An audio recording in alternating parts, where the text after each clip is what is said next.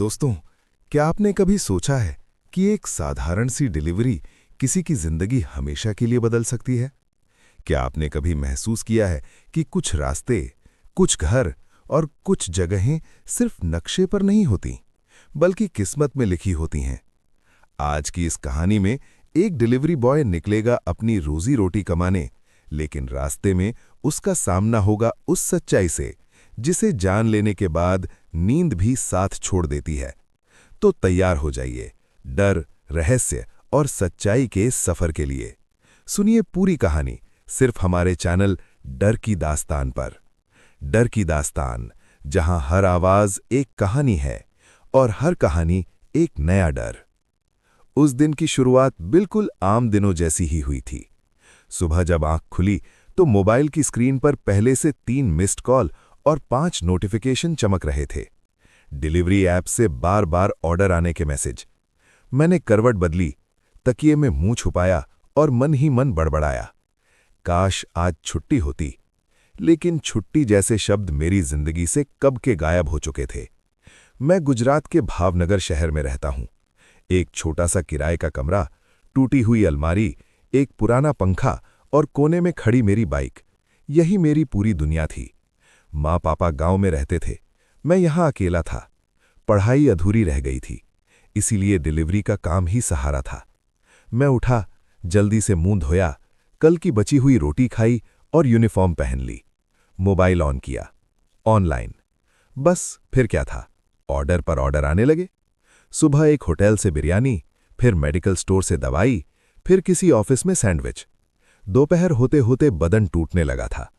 धूप तेज थी, सड़कें गर्म, हेलमेट के अंदर पसीना टपक रहा था। हर सिग्नल पर मैं सोचता, बस एक और डिलीवरी, फिर थोड़ा आराम। लेकिन आराम किस्मत में कहाँ था। शाम तक मेरे हाथ कांपने लगे थे। 3 बार बाइक बंद हो चुकी थी, एक बार तो बीच सड़क पर। लोग गालियां दे रहे थे। मैं धक्का मारकर साइड में ले गया, किसी तरह स्टार्ट की। उस दिन हर चीज गलत हो रही थी। शाम करीब 7 बजे मैंने सोचा कि अब आखिरी 2-3 ऑर्डर करके घर चला जाऊंगा। घर जाकर मां से बात करूंगा, थोड़ा चैन मिलेगा। लेकिन तभी रात करीब 10 बजे मोबाइल फिर से बज उठा। New order received. मैंने थकी आंखों से स्क्रीन देखी। रेस्टोरेंट का नाम, एक छोटा सा ढाबा। ऑर्डर, साधारण खाना। पैसे थोड़े कम। और लोकेशन, रामपुरा हवेली रोड। मेरा दिल हल्का सा बैठ गया। रामपुरा, वो इलाका जहां लोग दिन में भी कम जाते थे। पुरानी हवेलियां, टूटे मकान, सुनसान गलियां।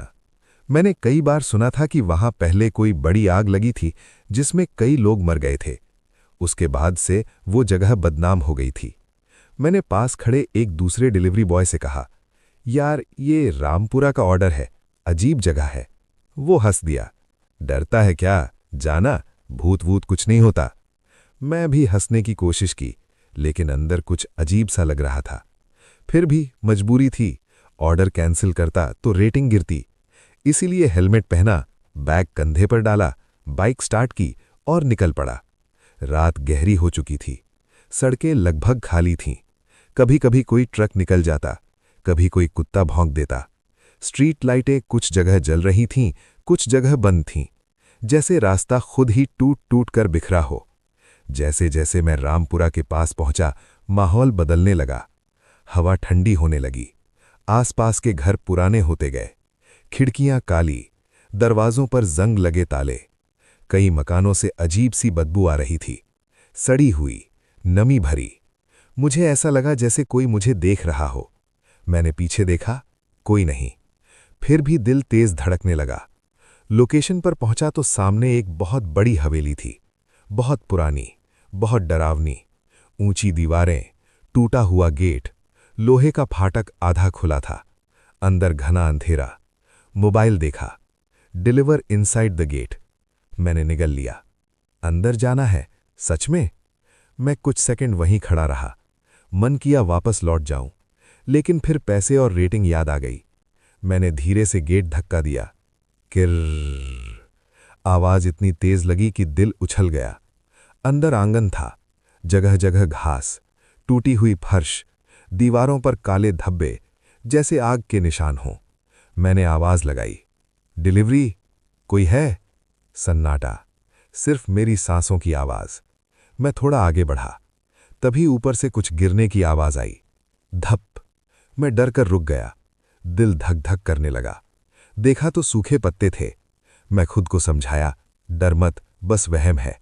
सामने मुख्य दरवाजा था, आधा खुला। अंदर से हल्की पीली रोशनी आ रही थी, जैसे कोई बल्ब जल रहा हो। ये देखकर थोड़ा हिम्मत मिली। कोई तो है अंदर। मैंने दरवाजा धीरे से धक्का दिया। चर। अंदर कदम रखते ही ठंड लग गई, ऐसी ठंड जो हड्डियों तक उतर जाए। जबकि बाहर मौसम सामान्य था। कमरा बहुत बड़ा था, पुराने सोफे, टूटी मेज, फटे पर्दे, हर जगह धूल, और बीच में एक कुर्सी। उस पर कोई बैठा था, पीठ मेरी तरफ। मैंने राहत की सांस ली। ओह, कोई है। मैं बोला, भैया, आपकी डिलीवरी। वो नहीं हिला। मैं थोड़ा पास गया, सर, खाना। तभी उसने धीरे धीरे सिर घुमाया, और जो मैंने देखा, मेरी रूह कांप गई। उसका चेहरा जला हुआ था, त्वचा काली, कई जगह से पिघली हुई, आंखें धसी हुई, लगभग गायब, मुंह टेढ़ा, जैसे मौत खुद बैठी हो। मेरे हाथ से बैग गिर गया। ये क्या है? वो धीरे से बोला, तुम देर से आए हो। आवाज भारी थी, टूटी हुई, जैसे कब्र से निकल रही हो। मैं पीछे हटने लगा। मैं गलत जगह आ गया हूं। मैं मुड़ा ही था कि धड़ाम, दरवाजा अपने आप बंद हो गया। पूरा कमरा अंधेरे में डूब गया। मैं चिल्लाया, कोई है? तभी चारों तरफ से फुसफुसाहट आने लगी। मत जाओ, यहीं रहो, हमारे साथ। मेरे कान सुन्न हो गए।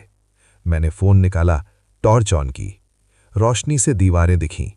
उन पर सैकड़ों हाथों के निशान थे, लाल रंग के, खून जैसे।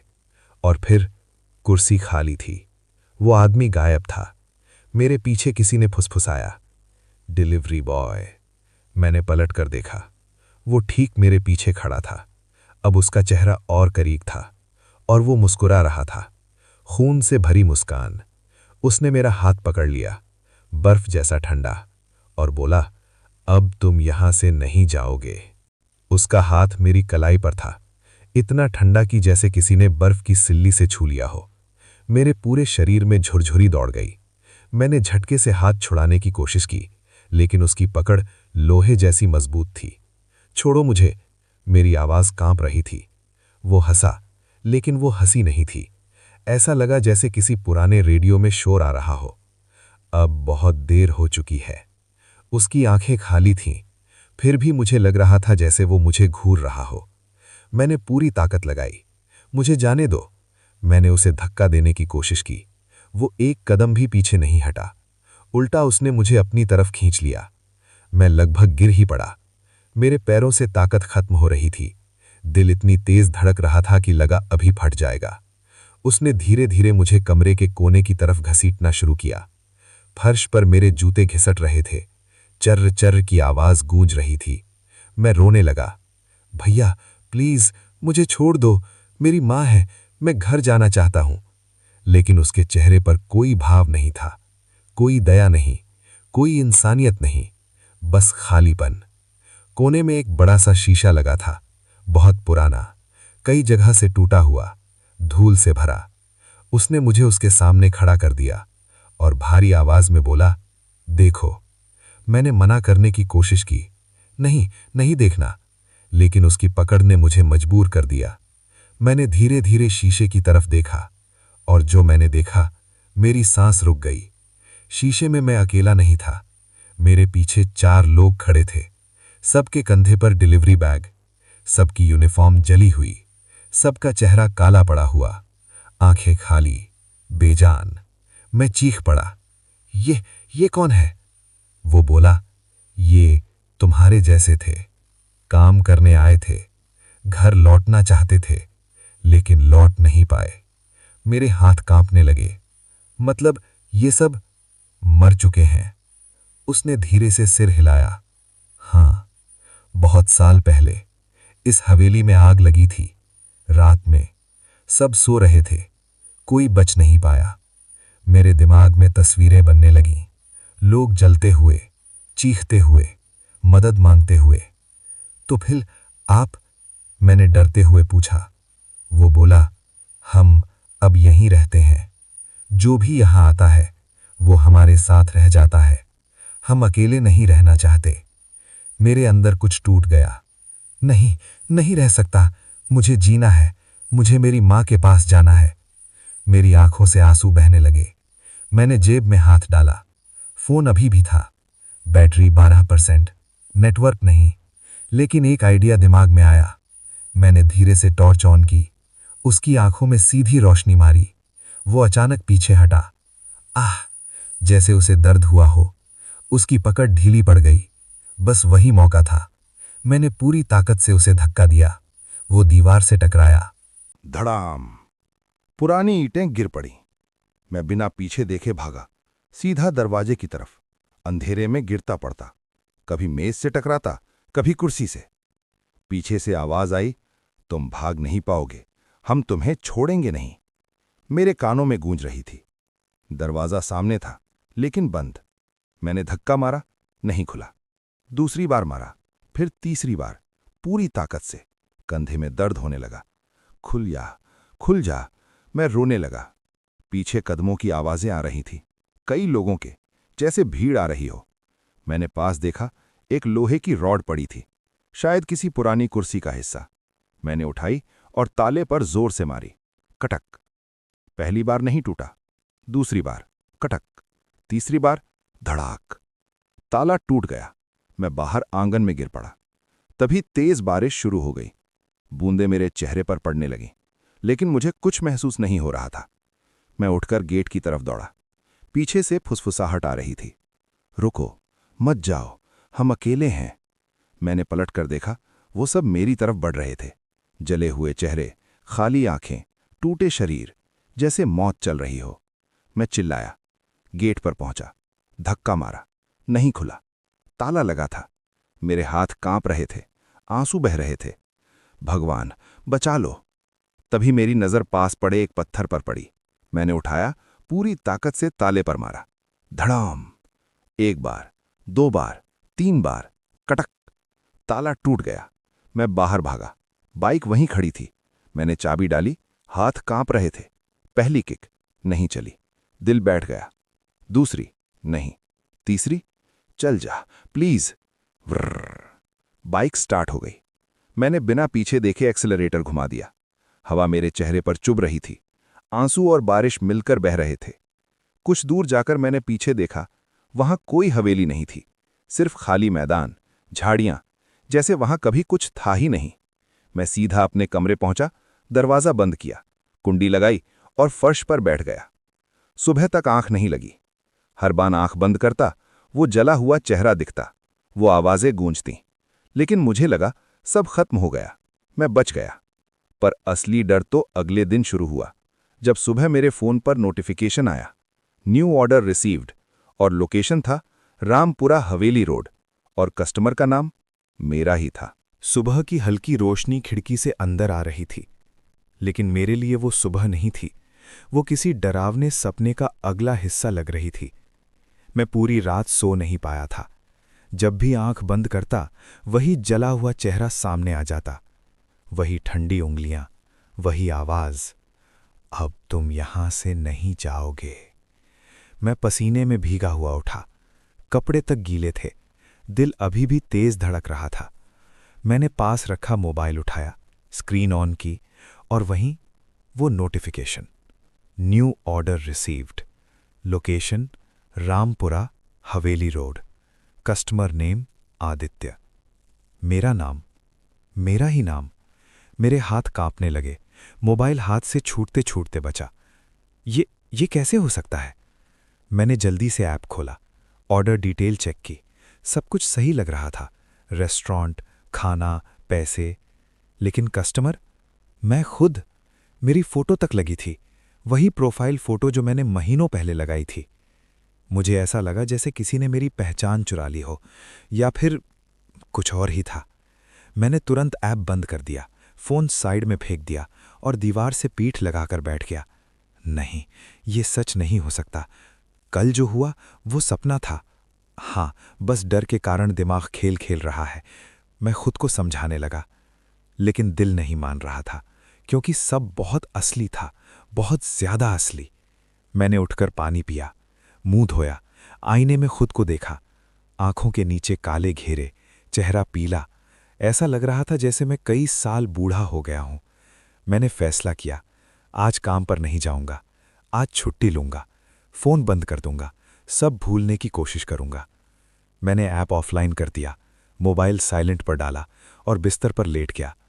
लेकिन दिमाग शांत नहीं हो रहा था।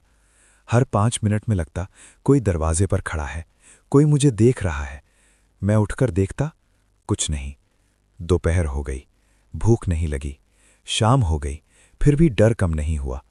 करीब 7 बजे दरवाजे पर हल्की दस्तक हुई। ठक ठक। मैं चौंक गया, दिल जोर से धड़कने लगा। कौन?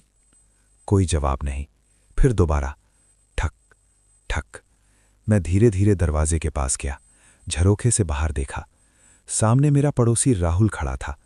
मैंने राहत की सांस ली, दरवाजा खोला। अरे राहुल, तुम? वो मुझे देखकर चौंक गया। भाई, तू ठीक है ना? बहुत खराब लग रहा है। मैंने झूठी मुस्कान बनाई। हाँ, बस थोड़ा थका हूं। वो अंदर आ गया, चारों तरफ देखा। यार, तू आज ड्यूटी पर नहीं गया? मैंने सिर हिलाया। नहीं, तबीयत ठीक नहीं थी। वो कुर्सी पर बैठ गया। सुना है रामपुरा में फिर कुछ अजीब हो रहा है। मेरे दिल की धड़कन रुक गई। क्या मतलब? वो धीरे बोला, कल रात एक डिलीवरी बॉय गायब हो गया। उसकी बाइक मिली, बैग मिला, लेकिन वो नहीं मिला। मेरे हाथ ठंडे पड़ गए। कौन? राहुल ने नाम बताया। वो वही लड़का था जिससे मैंने कल बात की थी, जिसने मुझे हंसकर भेजा था। डरपोक है क्या? मेरे मुंह से आवाज नहीं निकली। और पता है क्या? राहुल बोला, उसकी आखिरी लोकेशन भी रामपुरा थी। मेरे अंदर कुछ टूट गया। तो मैं अकेला नहीं था। वो हवेली अभी भी शिकार कर रही थी। मैंने राहुल से पूछा, तू वहां गया है कभी? वो सिर हिलाने लगा। नहीं यार, लोग कहते हैं वहां भूत हैं। पहले आग लगी थी, बहुत लोग मरे थे, अब उनकी आत्माएं भटकती हैं। मेरे कानों में वही शब्द गूंजने लगे, हम अकेले नहीं रहना चाहते। राहुल चला गया, लेकिन मेरे दिमाग में तूफान आ गया था। अगर मैं वहां फिर नहीं गया तो शायद कोई और जाएगा, और वो भी मारा जाएगा। क्या मैं चुप रह सकता था? रात करीब 9 बजे मोबाइल फिर से वाइब्रेट हुआ। मैं डरते हुए देखा, वही ऑर्डर, फिर से वही लोकेशन, फिर वही नाम। इस बार साथ में एक मैसेज था, अगर नहीं आए तो कोई और आएगा। मेरी सांस अटक गई। ये मुझे धमकी दे रहे हैं। मैं कमरे में टहलने लगा। क्या करूं? जाऊं तो मर सकता हूं, ना जाऊं तो कोई और। मुझे मां की याद आई, उसका चेहरा, उसकी आवाज। बेटा, हमेशा सही काम करना। मैंने फैसला कर लिया, मैं जाऊंगा, लेकिन इस बार तैयार होकर। मैंने बैग में एक छोटी टॉर्च रखी, एक लोहे की रॉड, एक हनुमान चालीसा की छोटी किताब जो मां ने दी थी। मैंने माथे पर हाथ रखा। हे भगवान, बस इस बार बचा लेना। रात 10 बजे मैं बाइक लेकर निकला। फिर वही रास्ता, फिर वही अंधेरा, फिर वही सन्नाटा। लेकिन इस बार मुझे लग रहा था कोई मेरे साथ चल रहा है, अदृश्य, खामोश। और जैसे जैसे रामपुरा पास आ रहा था, हवा ठंडी होती जा रही थी और डर मेरे सीने में और गहरा उतर रहा था। जैसे जैसे मैं रामपुरा की तरफ बढ़ रहा था, मेरी बाइक की आवाज भी मुझे डराने लगी थी। खामोश गलियों में इंजन की गूंज अजीब लग रही थी। ऐसा लग रहा था जैसे पूरा इलाका मुझे आते हुए महसूस कर रहा हो। हर मोड़ पर दिल बैठ जाता, हर परछाई में कोई साया दिखता। मैंने स्पीड कम कर दी। हेलमेट के अंदर मेरी सांसें तेज चल रही थीं। डर मत, कुछ नहीं होगा, मैं खुद से बार बार कह रहा था, लेकिन दिल मानने को तैयार नहीं था। थोड़ी देर में वही टूटी हुई सड़क आ गई, वही बुझी हुई स्ट्रीट लाइट, वही वीरान माहौल, और फिर वही खाली मैदान जहां कल रात हवेली थी। मैंने बाइक रोक दी। दिल जोर जोर से धड़कने लगा। यही तो था, यहीं खड़ी थी वो हवेली। लेकिन सामने सिर्फ झाड़ियां थीं, कंटीली घास, टूटी दीवार के कुछ हिस्से और मिट्टी का ढेर।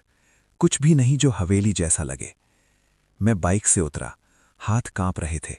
मैंने टॉर्च ऑन की, रोशनी इधर उधर घुमाई। कुछ नहीं, सिर्फ सन्नाटा, हवा की सीटी और दूर कहीं कुत्तों के रोने की आवाज। तो फिर वो सब क्या था?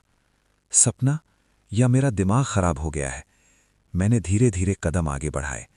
हर कदम भारी लग रहा था, जैसे जमीन मुझे पीछे खींच रही हो। तभी अचानक धपप, मेरे पैर किसी चीज से टकराए।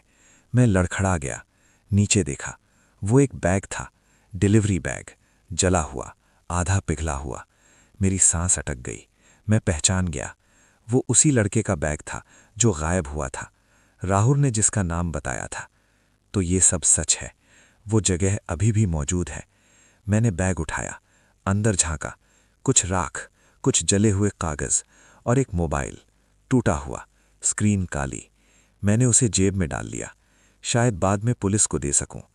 तभी हवा तेज चलने लगी, पेड़ों की टहनियां हिलने लगी, फुसफुसाहट जैसी आवाज आने लगी। आ गए, वो आ गया। मेरे शरीर में सिहरन दौड़ गई। कौन है? मैं चिल्लाया।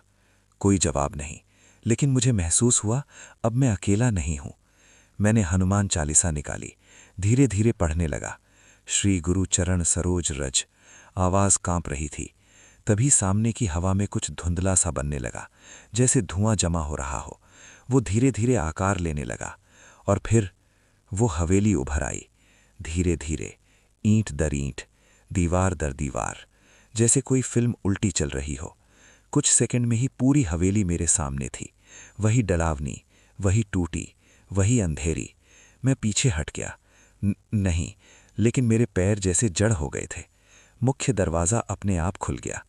किरिर, अंदर से पीली रोशनी निकली और वही आवाज़, आओ, तुम्हारा इंतज़ार था। मेरे गले से आवाज़ नहीं निकली। मैं रोना चाहता था, भागना चाहता था, लेकिन शरीर ने साथ नहीं दिया, जैसे किसी ने मुझे खींच लिया हो। मैं धीरे धीरे अंदर चला गया। दरवाज़ा पीछे से बंद हो गया। धड़ाम। अंदर का माहौल पहले से भी ज्यादा डरावना था। दीवारों पर अब ताज़ा जलने के निशान थे, जैसे अभी अभी आग लगी हो। हवा में धुएं की बदबू, सांस लेना मुश्किल। बीच में वही कुर्सी और उस पर वो जला हुआ आदमी बैठा था। इस बार वो अकेला नहीं था, उसके चारों तरफ और भी साए थे, धुंधले, आधे दिखाई देते, आधे गायब। वो बोला, तुम वापस आ गए, बहादुर हो या बेवकूफ। मैं कांपते हुए बोला, तुम लोग क्या चाहते हो मुझसे? वो धीरे से उठा, मेरी तरफ बढ़ा। हर कदम पर फर्श जलने लगी, काले निशान बन गए। हम मुक्ति चाहते हैं, सालों से फंसे हैं, इस जगह से बंधे हुए, आग में मरे, न इंसाफ मिला न शांति। मैंने हिम्मत जुटाई, तो मुझे क्यों? मैंने क्या बिगाड़ा है? वो बोला, क्योंकि तुम देख सकते हो, तुम सुन सकते हो और तुम डर कर भागे नहीं, वापस आए। मुझे समझ आने लगा। तो क्या करना होगा मुझे? वो मेरी आंखों में देखने लगा। पहली बार उसकी आंखों में कुछ और था, दर्द, गुस्सा, बेचारगी। हमें सच बाहर लाना होगा। जो हुआ था उस रात वो हादसा नहीं था। मेरा दिल तेज धड़कने लगा। मतलब? वो बोला, हमें जलाया गया था जानबूझकर। इस हवेली के मालिक ने पैसों के लिए, बीमा के लिए सबको बंद कर दिया और आग लगा दी। मेरे रोंगटे खड़े हो गए। तो वो आदमी अब कहाँ है? वो साया मुस्कुराया, जिंदा है इसी शहर में, इज्जतदार बनकर, नेता बनकर। मेरे अंदर गुस्सा भर गया। अगर मैं मदद करूं तो? वो बोला, तो तुम बच जाओगे और हमें शांति मिलेगी, वरना। उसके पीछे के साए आगे बढ़े, हवा ठंडी हो गई। तुम भी हमारे जैसे बन जाओगे।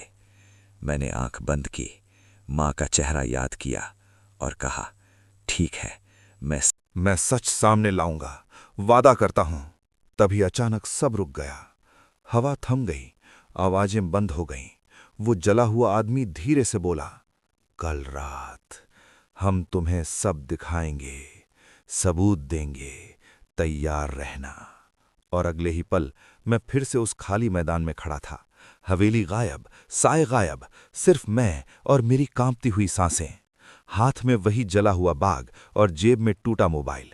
अब मुझे पता था, ये सिर्फ डर की कहानी नहीं थी, ये एक साजिश थी और मैं अब इसका हिस्सा बन चुका था।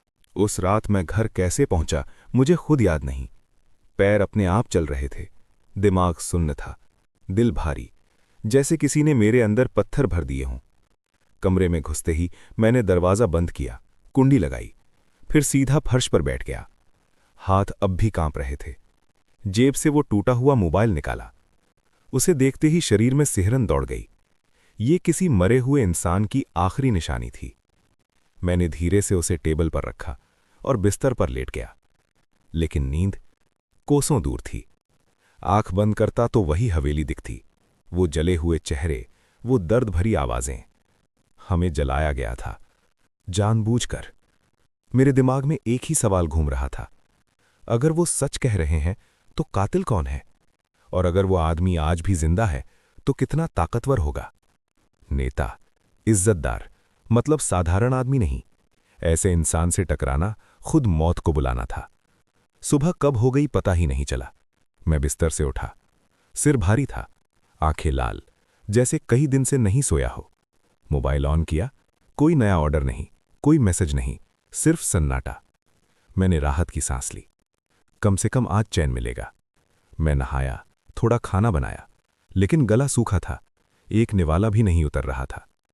करीब 10 बजे राहुल का फोन आया। भाई तू ठीक है? मैंने झूठ बोला, हाँ ठीक हूं। वो बोला, कल रात तू कहाँ था? मेरे दिल की धड़कन तेज हो गई। क्यों? वो बोला, लोग कह रहे हैं तू फिर रामपुरा गया था, तेरी बाइक किसी ने वहां देखी थी। मैं चुप हो गया। भाई तू पागल है क्या? राहुल बोला, वहां जाना मतलब खुद मुसीबत बुलाना। मैंने गहरी सांस ली। राहुल, अगर मैं कहूं कि वहां सच में कुछ है तो तू मानेगा? वो हंसा, अबे छोड़ यार, डर के मारे दिमाग खराब हो गया है। मैंने फोन काट दिया। मुझे समझ आ गया, कोई भी मेरा यकीन नहीं करेगा। ये लड़ाई मुझे अकेले ही लड़नी होगी।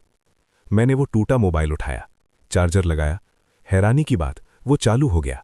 स्क्रीन पर दरारें थी, लेकिन ऑन हो गया। दिल तेज धड़कने लगा। शायद इसमें कुछ सबूत होगा। मैंने गैलरी खोली। वीडियो सेक्शन में एक फाइल थी, नाम था lastnight.mp4। मेरी उंगलियां कांपने लगीं। मैंने प्ले दबाया।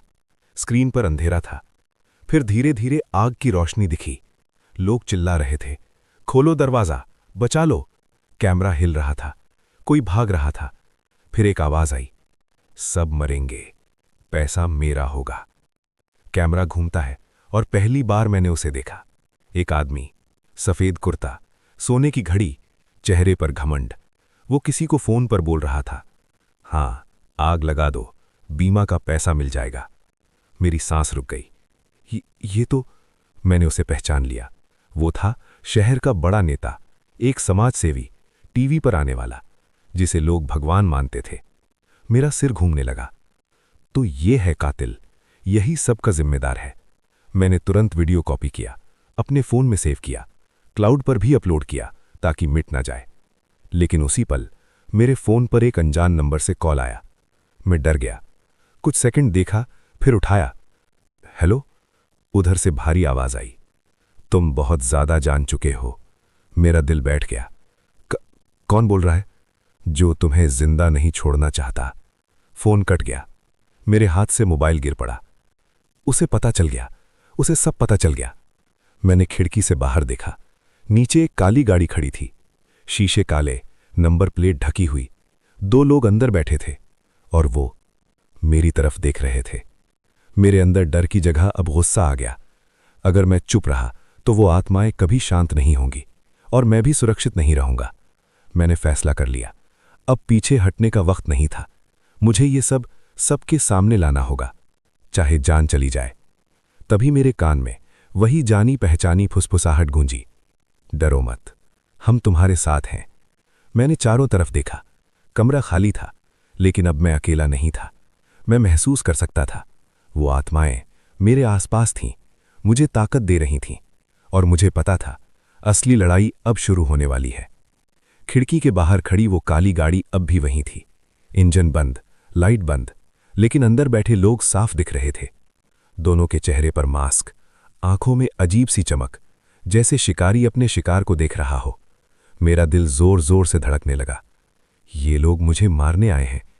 ये सोचते ही मेरे हाथ पैर ठंडे पड़ गए। मैंने जल्दी से पर्दा गिराया, लाइट बंद कर दी। कमरे में अंधेरा फैल गया। मैं दीवार से चिपक कर खड़ा हो गया। सांस भी धीरे लेने लगा, कहीं उन्हें मेरी आवाज न सुनाई दे जाए। कुछ सेकंड बाद ठक ठक ठक, दरवाजे पर दस्तक, धीमी लेकिन डरावनी। मेरे गले में कुछ अटक गया। कौन? मेरी आवाज निकल ही नहीं पाई। फिर आवाज आई, पुलिस, दरवाजा खोलो। मैं चौंक गया। पुलिस? लेकिन दिल मान नहीं रहा था। इस समय रात के 11 बजे। मैंने दरवाजे के झरोखे से देखा। बाहर 2 आदमी खड़े थे, नीली वर्दी, टोपी, हाथ में डंडा। लेकिन उनके जूते वो पुलिस जैसे नहीं थे, बहुत महंगे, चमकदार। मेरे दिमाग में घंटी बजी, ये नकली हैं। मैंने चुप रहना ही ठीक समझा, कोई जवाब नहीं दिया। फिर दरवाजा जोर से पीटा गया, धड़ाम धड़ाम। खोलो वरना तोड़ देंगे। मेरे हाथ कांपने लगे। मैं पीछे हट गया। तभी मेरे कान में फुसफुसाहट हुई, मत खोलो, हम तुम्हें बचाएंगे। कमरे की हवा अचानक ठंडी हो गई। मुझे लगा जैसे किसी ने मेरा कंधा छुआ हो, लेकिन वहां कोई नहीं था। दरवाजा और जोर से हिलने लगा, लकड़ी चरमराने लगी। मैंने जल्दी से वो लोहे की रॉड उठाई जो मैंने पहले रखी थी। अगर अंदर घुसे तो लड़ना पड़ेगा। अचानक धड़ाम, दरवाजे का कुंडा टूट गया। दरवाजा खुल गया। दोनों आदमी अंदर घुस आए। यही है, एक बोला। दूसरा मेरी तरफ बढ़ा। उसके हाथ में चाकू था, चमकता हुआ। फोन दे और चुपचाप आ जा। मैं पीछे हट गया। मेरे पास कुछ नहीं है। वो हंसा, झूठ मत बोल, वीडियो हमारे मालिक के खिलाफ है, हमें सब पता है। मेरा दिल बैठ गया। तो सच में वही भेजे हैं इन्हें? मैंने हिम्मत जुटाई। तुम लोग गलत आदमी के लिए काम कर रहे हो। वो कातिल है, उसने लोगों को जिंदा जलाया। एक आदमी गुस्से से चिल्लाया, चुप, हमें पैसे से मतलब है। वो मेरी तरफ झपटा। मैंने रॉड घुमा दी। धड़ाम, उसके हाथ पर लगी, चाकू गिर गया। वो दर्द से चिल्लाया। दूसरा पीछे से आया, उसने मुझे पकड़ लिया, गला दबाने लगा। मेरी सांस रुकने लगी, आंखों के सामने अंधेरा छाने लगा। मां, मेरे मुंह से बस यही निकला। तभी अचानक कमरा ठंडा हो गया। लाइट अपने आप जल गई और दीवारों पर साए हिलने लगे। चारों तरफ फुसफुसाहट गूंजने लगी। छोड़ो उसे, अब नहीं, बस बस। जिस आदमी ने मुझे पकड़ा था वो चौंक गया। ये क्या है? उसका हाथ ढीला पड़ गया। मैं नीचे गिर पड़ा, सांस लेने लगा। दूसरा आदमी डर के मारे पीछे हट गया। भूत, भूत है यहां। कमरे के बीच में धुआं जमा होने लगा और उसमें से वही जले हुए चेहरे उभरने लगे। वो आत्माएं जिन्होंने मुझसे मदद मांगी थी। उनकी आंखों में गुस्सा था, दर्द था और इंसाफ की आग थी। वो आगे बढ़े। हमलावर चिल्लाने लगे, नहीं नहीं, बचा लो। एक आदमी दरवाजे की तरफ भागा, लेकिन गिर पड़ा, जैसे किसी ने पैर पकड़ लिया हो। दूसरा दीवार से चिपक गया, रोने लगा, माफ कर दो, हमें मत मारो। वो जला हुआ आदमी सामने आया। उसकी आवाज गूंजी, अब तुम्हारी बारी। हवा तेज चलने लगी, खिड़कियां जोर से बजने लगी, कमरा हिलने लगा। मैं डर के मारे कोने में बैठ गया, आंख बंद कर ली। कुछ सेकंड बाद सब शांत हो गया। मैंने धीरे से आंख खोली। कमरा वैसा ही था, खाली, शांत। फर्श पर 2 आदमी बेहोश पड़े थे। उनके चेहरे सफेद पड़ रहे थे, जैसे किसी ने सारी जान निकाल ली हो, लेकिन वो जिंदा थे। मैंने कांपते हुए फोन उठाया, तुरंत 112 मिलाया। हेलो, मेरे घर में 2 आदमी घुस आए हैं, मदद चाहिए। कुछ देर में पुलिस आ गई, इस बार असली। दोनों को गिरफ्तार कर लिया गया। मुझसे पूछताछ हुई। मैंने सब सच सच बता दिया, वीडियो भी दिखाया। पुलिस अफसर का चेहरा गंभीर हो गया। अगर ये सही है तो बहुत बड़ा केस बनेगा। जब सब चले गए, मैं अकेला रह गया, थका हुआ, टूटा हुआ, लेकिन जिंदा। तभी हवा में वही जानी पहचानी फुसफुसाहट गूंजी, अभी खत्म नहीं हुआ, असली लड़ाई बाकी है। मैंने आंख बंद की। मुझे पता था अगला कदम उस नेता को गिराना होगा, और वो आसान नहीं होगा। उस रात के बाद मेरी जिंदगी पूरी तरह बदल गई। अब मैं सिर्फ एक डिलीवरी बॉय नहीं रहा था, मैं एक गवाह बन चुका था। एक ऐसा गवाह जिसे जिंदा रहना ही सबसे बड़ी चुनौती थी। सुबह आंख खुलते ही सबसे पहले मोबाइल देखा। 10 से ज्यादा मिस्ड कॉल, अनजान नंबर, व्हाट्सएप पर दर्जनों मैसेज, कुछ मीडिया वालों के, कुछ पुलिस के, कुछ धमकी भरे। अगर चुप नहीं रहा तो अंजाम बुरा होगा। अपना ख्याल रख। मेरे हाथ कांपने लगे। मैंने फोन साइलेंट कर दिया और बिस्तर पर बैठ गया। मैंने क्या कर दिया? क्या मैं सच में इतने बड़े आदमी से टकरा सकता हूं? कल तक मेरी पहचान कुछ भी नहीं थी, आज पूरा शहर मेरा नाम जानने लगा था। टीवी पर न्यूज़ चल रही थी, भावनगर में बड़ा खुलासा, डिलीवरी बॉय ने खोला राज। मैंने टीवी बंद कर दिया। मुझे ये शोहरत नहीं चाहिए थी, मुझे बस शांति चाहिए थी। करीब 10 बजे पुलिस का फोन आया। आपको आज थाने आना होगा। आवाज़ सख्त थी। मैं तैयार हुआ, साधारण कपड़े, टोपी, चश्मा, ताकि कोई पहचान न ले। थाने पहुंचा तो बाहर ही मीडिया की भीड़ थी, कैमरे, माइक। सर, कुछ कहिए, क्या सच में नेताजी दोषी हैं? मैं सिर झुकाकर अंदर चला गया। अंदर इंस्पेक्टर ने मुझे बिठाया, पानी दिया। डरो मत, हम तुम्हारे साथ हैं। फिर घंटों बयान चला।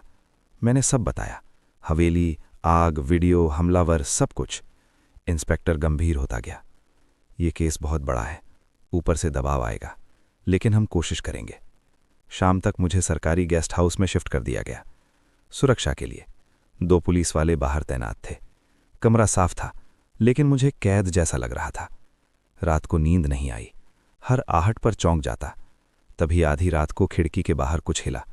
मैं उठ बैठा, देखा तो एक कागज फिसल कर अंदर आया। मैंने उठाया, उस पर लिखा था, पीछे हट जाओ वरना मां को खो दोगे। मेरा दिल रुक गया। मां? मेरे हाथ से कागज गिर गया। उन्हें पता है, सब पता है। मैंने तुरंत गांव फोन किया। मां ने उठाया, बेटा सब ठीक है ना? मैं रो पड़ा। हाँ मां, बस आपकी आवाज़ सुननी थी। उन्होंने हंसकर कहा, पागल, अपना ध्यान रखना। फोन काटते ही मेरी आंखों से आंसू बहने लगे। अब ये लड़ाई सिर्फ मेरी नहीं थी, मेरी मां की भी थी। अगले दिन मुझे कोर्ट में पेश किया गया, गुप्त तरीके से, पीछे के रास्ते से। जज के सामने मैंने बयान दिया, कसम खाई, वीडियो सबूत पेश किया गया।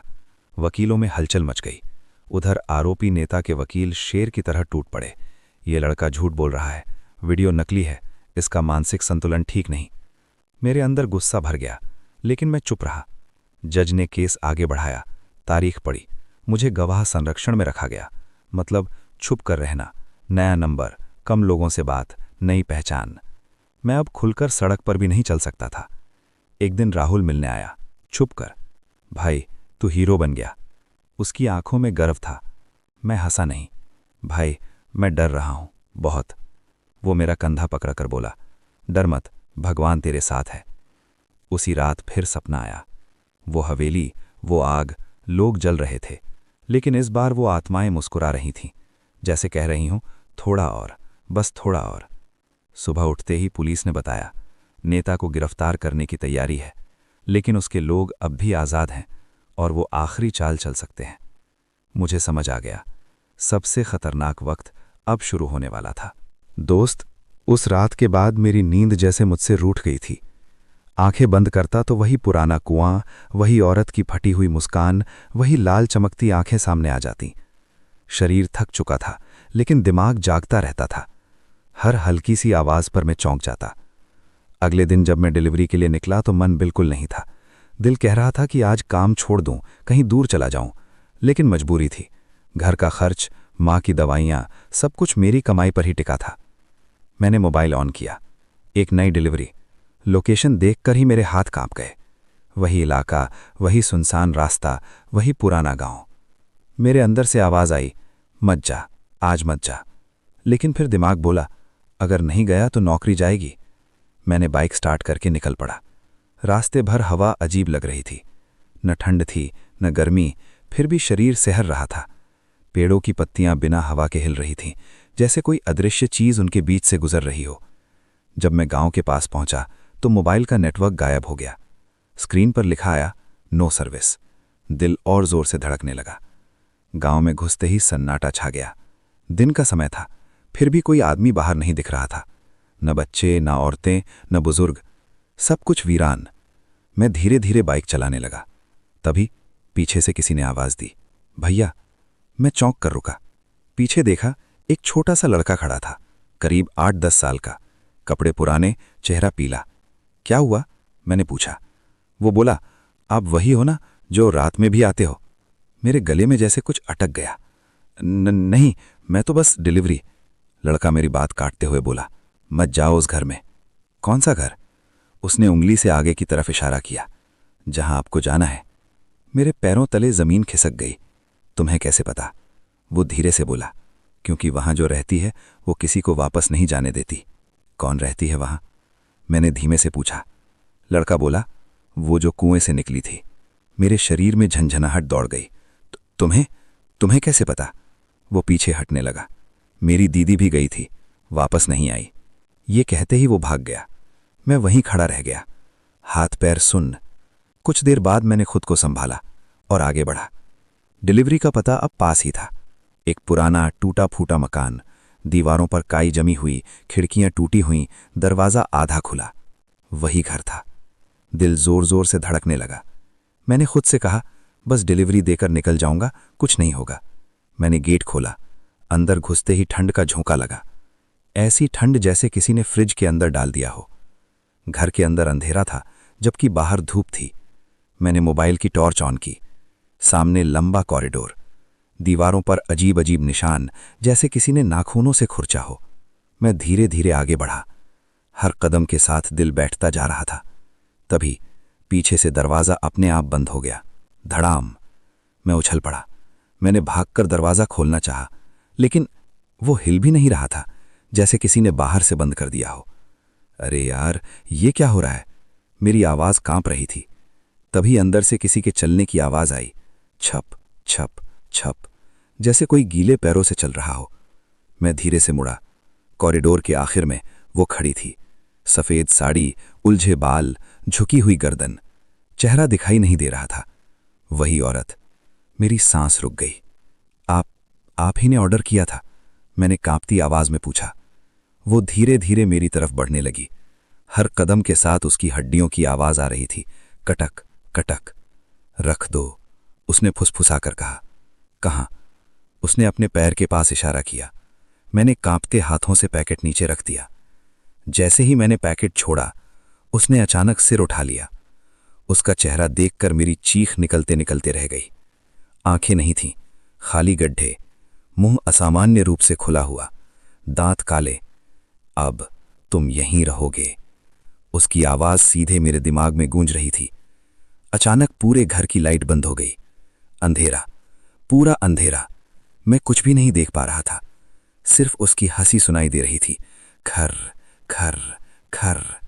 नहीं नहीं, मुझे जाने दो। मैं पीछे हटने लगा। तभी मेरे पैर किसी चीज से टकराए। मैं गिर पड़ा। मोबाइल हाथ से छूट गया। टॉर्च बुझ गई। अब मैं पूरी तरह अंधेरे में था। मुझे महसूस हुआ कोई मेरे पैरों को पकड़ रहा है। ठंडे गीले हाथ धीरे धीरे ऊपर चढ़ते हुए। छोड़ो मुझे। मैं पूरी ताकत से लात मारने लगा। किसी तरह मैं उठ खड़ा हुआ और अंधेरे में भागने लगा। दीवार से टकराया, फिर गिरा, फिर उठा। बस भागता रहा। तभी दूर से हल्की रोशनी दिखी। खिड़की। मैं पूरी ताकत से उधर दौड़ा। पीछे से उसकी चीख, तू बच नहीं पाएगा। मैंने खिड़की पर छलांग लगाई। कांच टूट गया। मेरी बाह कट गई। खून बहने लगा, लेकिन मुझे दर्द महसूस नहीं हुआ। मैं बाहर गिर पड़ा। जैसे तैसे उठकर बाइक की तरफ भागा। पीछे मुड़कर देखा, वो खिड़की से मुझे घूर रही थी। उसकी आंखों की जगह अब लाल रोशनी जल रही थी। मैंने बाइक स्टार्ट की। पहली किक में स्टार्ट नहीं हुई। दिल बैठ गया। दूसरी किक, तीसरी किक, स्टार्ट हो गई। मैं पूरी रफ्तार से भागा। गांव पीछे छूटता गया। सड़क पर आते ही नेटवर्क वापस आ गया। मैं रोने लगा, हंसने लगा, कांपने लगा, सब एक साथ। आज मैं बच गया था, लेकिन मुझे पता था ये कहानी अभी खत्म नहीं हुई है। वो मुझे छोड़ने वाली नहीं है। और सबसे डरावनी बात, अब वो मेरे पीछे आ रही थी। दोस्त, उस दिन के बाद मेरी जिंदगी जैसे दो हिस्सों में बट गई थी। एक उस डरावनी रात से पहले की और एक उसके बाद की। मैं बाहर से सामान्य दिखता था, डिलीवरी करता था, लोगों से बात करता था, हंसने की कोशिश करता था, लेकिन अंदर ही अंदर मैं टूट चुका था। रात को सोना नामुमकिन हो गया था, जैसे ही आंख बंद करता वही चेहरा सामने आ जाता, खाली आंखों के गड्ढे, लाल चमक, वो सड़ी हुई मुस्कान। कभी कभी तो ऐसा लगता था कि वो मेरे कमरे में ही खड़ी है। कई रातें मैंने यूं ही जाग कर काट दी। माँ बार बार पूछती थी, बेटा तू ठीक तो है ना? मैं झूठ बोल देता, हाँ माँ, बस थक गया हूं। लेकिन सच ये था कि मैं हर पल डर के साथ जी रहा था। कुछ दिनों बाद अजीब चीजें होने लगीं। पहले छोटी छोटी, कभी मोबाइल अपने आप बज उठता, कभी रात को दरवाज़ा अपने आप खुल जाता, कभी रसोई से बर्तन गिरने की आवाज़ आती, और सबसे डरावनी बात, हर बार कुएं से पानी खींचने की आवाज़ सुनाई देती, जबकि हमारे घर के पास कोई कुआं ही नहीं था। एक रात मैं सो नहीं पा रहा था, करीब 2 बजे होंगे। अचानक मोबाइल पर नोटिफिकेशन आया, डिलीवरी ऐप से, नई डिलीवरी। मैंने सोचा, इतनी रात को कौन ऑर्डर करता है? कांपते हाथों से फोन उठाया। लोकेशन देखकर मेरी सांस रुक गई। वही गांव, वही इलाका, वही घर। मेरे माथे पर पसीना आ गया। नहीं, अब नहीं। मैंने ऐप बंद कर दिया। लेकिन 5 मिनट बाद फिर नोटिफिकेशन, फिर तीसरी बार, चौथी बार, लगातार, जैसे कोई जिद कर रहा हो। मेरे कानों में उसकी आवाज़ गूंजी, आह, वापस आ। मैंने फ़ोन फेंक दिया, लेकिन आवाज़ मेरे दिमाग से नहीं जा रही थी। उस रात पहली बार मैंने फैसला किया, अब भागने से कुछ नहीं होगा, मुझे इसका अंत करना होगा। अगले दिन मैं शहर के पुराने हिस्से में गया। वहाँ एक बूढ़े बाबा रहते थे, जिनके बारे में कहा जाता था कि वो भूत प्रेत का इलाज जानते हैं। लोग उन्हें भैरव बाबा कहते थे। एक छोटी सी झोपड़ी में रहते थे, चारों तरफ अगरबत्ती की खुशबू और धुएं का गुबार। मैंने सारी कहानी उन्हें बता दी, बिना कुछ छुपाए। वो चुपचाप सुनते रहे, आंखें बंद। जब मैंने खत्म किया तो उन्होंने गहरी सांस ली। बेटा, वो कोई साधारण आत्मा नहीं है। तो फिर क्या है बाबा? मैंने डरते हुए पूछा। वो श्रापित आत्मा है जो कुएं में मरी थी। मेरे रोंगटे खड़े हो गए। कुएं में? बाबा बोले, हाँ, बरसों पहले इस गांव में एक लड़की थी, बहुत सुंदर, बहुत भोली। एक अमीर आदमी ने उसे धोखा दिया। लोगों ने उस पर इल्जाम लगाया। उसके अपने घरवालों ने उसे छोड़ दिया। बेचारी ने शर्म और दर्द में कुएं में कूदकर जान दे दी। मरते वक्त उसने बद्दुआ दी थी, जो भी मुझे भूल जाएगा मैं उसे नहीं छोड़ूंगी। मैं कांप गया। तो वो मुझे क्यों पकड़ रही है? बाबा ने मेरी आंखों में देखा। क्योंकि तू उसकी आखिरी उम्मीद है। उम्मीद? हाँ, तू अकेला है जिसने उसे देखा और फिर भी जिंदा बचा। वो चाहती है कि तू उसकी कहानी दुनिया को बताए और उसे मुक्ति दिलाए। कैसे? मैंने पूछा। बाबा उठे और अंदर से एक छोटा सा ताबीज़ और एक शीशी ले आए। ये ताबीज़ पहनना, और ये गंगा जल नहीं है, ये कुएं का पवित्र जल है। उसी कुएं से लिया गया जहां उसकी मौत हुई थी। तुझे फिर उस घर जाना होगा। मेरे दिल ने जैसे धड़कना बंद कर दिया। वह वापस? हाँ, आधी रात को, पूर्णिमा की रात, जब उसकी ताकत सबसे ज्यादा होगी और तभी उसे मुक्ति मिल सकती है। मैंने ताबीज़ पकड़ लिया, हाथ कांप रहे थे। अगर मैं असफल हो गया तो? बाबा बोले, तो तू भी उस कुएं का हिस्सा बन जाएगा। ये सुनकर मेरी रूह कांप गई। उस दिन के बाद मैं हर पल तैयारी करता रहा, मंत्र याद किए, ताबीज़ पहना, मन को मजबूत किया। पूर्णिमा की रात आ गई। आसमान पर पूरा चांद चमक रहा था, लेकिन मेरे दिल में अंधेरा था। मैं बाइक लेकर फिर उसी रास्ते पर निकल पड़ा। हवा भारी थी, पेड़ ऐसे हिल रहे थे जैसे मुझे रोकना चाहते हों। गांव में घुसते ही मोबाइल बंद हो गया। फिर वही सन्नाटा, फिर वही वीरानी। मैं घर के सामने रुका।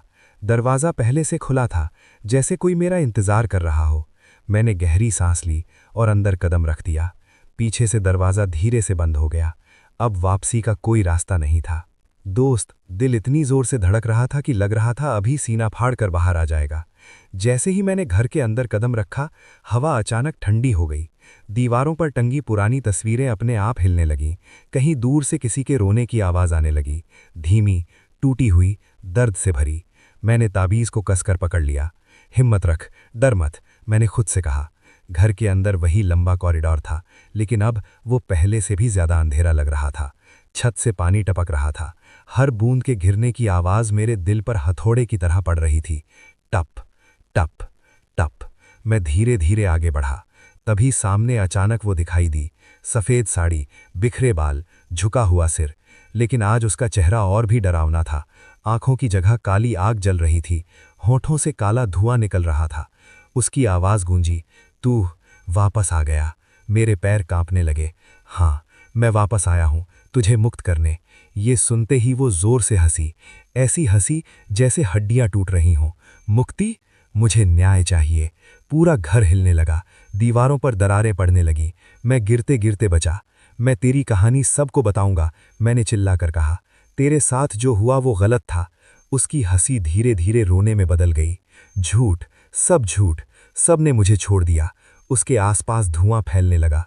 मैंने शीशी निकाली, कुएं का पवित्र जल। हाथ कांप रहे थे। तेरी आत्मा को शांति चाहिए, नफरत नहीं। मैंने मंत्र पढ़ना शुरू किया, जो बाबा ने सिखाया था। शब्द मेरे मुंह से मुश्किल से निकल रहे थे, जैसे कोई उन्हें रोक रहा हो। अचानक जोर की हवा चली। मैं दीवार से जा टकराया। शीशी हाथ से छूटकर गिर गई, टूट गई। पानी फर्श पर फैल गया। मुझे लगा सब खत्म हो गया, लेकिन तभी फर्श से हल्की रोशनी निकलने लगी। पानी चमकने लगा और धीरे धीरे कुएं का आकार बनने लगा। घर के बीचों बीच वही कुआं जिसमें उसने जान दी थी। वो डरकर पीछे हटने लगी। नहीं, नहीं, मुझे वहां मत ले जा। मैं हिम्मत जुटाकर आगे बढ़ा। तेरा दर्द खत्म होगा, बस सच स्वीकार कर ले। उसके चेहरे पर पहली बार इंसानी भाव आए। आंसू, खून जैसे काले आंसू। मैं बस प्यार चाहती थी, बस अपनापन। मेरी आंखों में भी पानी आ गया। अब तुझे मिलेगा, मैंने कहा। कुएं से तेज रोशनी निकली। एक तेज हवा का भंवर बना। वो उसमें खिंचने लगी। वो चिल्लाई, मुझे माफ कर दो। मैंने जोर से कहा, मैं तुझे माफ करता हूं। ताबीज अचानक गर्म हो गया। रोशनी फूट पड़ी। पूरा घर सफेद उजाले में नहा गया। मैंने आंखें बंद कर लीं। कुछ सेकंड बाद सब शांत। कोई आवाज नहीं, कोई ठंड नहीं, कोई डर नहीं। मैंने धीरे से आंखें खोली। घर वैसा ही था, पुराना, टूटा हुआ, लेकिन अब डरावना नहीं। कुआं गायब था, वो भी गायब थी। बस फर्श पर एक छोटी सी सफेद फूल पड़ी थी। मैंने उसे उठाया। दिल भारी हो गया। शायद उसकी आत्मा मुक्त हो चुकी थी। मैं बाहर निकला। आसमान में चांद और भी चमक रहा था। हवा हल्की और ठंडी थी, जैसे सब कुछ सामान्य हो गया हो। मैं बाइक पर बैठा, इस बार बिना किसी डर के। रास्ते भर मन शांत था। घर पहुंचा तो माँ दरवाजे पर खड़ी थी। बेटा, आज देर हो गई, उसने कहा। मैंने उसे गले लगा लिया। पहली बार इतने दिनों बाद। सब ठीक हो गया माँ, मैंने कहा। उस रात मैं चैन से सोया, बिना किसी डर के, बिना किसी सपने के। लेकिन दोस्त, कहानी यहीं खत्म नहीं होती। कुछ हफ्तों बाद मैं फिर डिलीवरी कर रहा था, एक नए इलाके में, एक नए घर में। जब मैंने बेल बजाई, दरवाज़ा खुला। सामने एक लड़की खड़ी थी, सफ़ेद कपड़ों में, मुस्कुराती हुई, बहुत शांत, बहुत जानी पहचानी सी। उसने कहा, धन्यवाद। मैं सन्न रह गया। पलक झपकते ही वो गायब हो गई। हाथ में सिर्फ एक सफ़ेद फूल रह गया। मैं समझ गया, वो अब शांति में है और मैं जिंदा हूं अपनी कहानी सुनाने के लिए, ताकि कोई और उस दर्द से न गुजरे। यही थी मेरी डरावनी दास्तान। अगर ये कहानी सुनकर आपके रोंगटे खड़े हो गए हों, अगर आपने हर पल मेरे साथ डर महसूस किया हो, अगर आखिरी सच ने आपके दिल को छू लिया हो, तो समझ लो ये सिर्फ एक कहानी नहीं थी। ये थी एक सच्ची डरावनी दास्तान, एक डिलीवरी बॉय की जो मौत के साए से लौट आया। ऐसी ही और रूह कंपा देने वाली कहानियों के लिए जुड़े रहिए हमारे चैनल दर की दास्तान, जहां हर कहानी आपको अंधेरे की उस दुनिया में ले जाएगी जहां से लौटना आसान नहीं। वीडियो को लाइक करें, शेयर करें और चैनल को सब्सक्राइब करना ना भूलें, क्योंकि अगली कहानी शायद आपकी ही हो।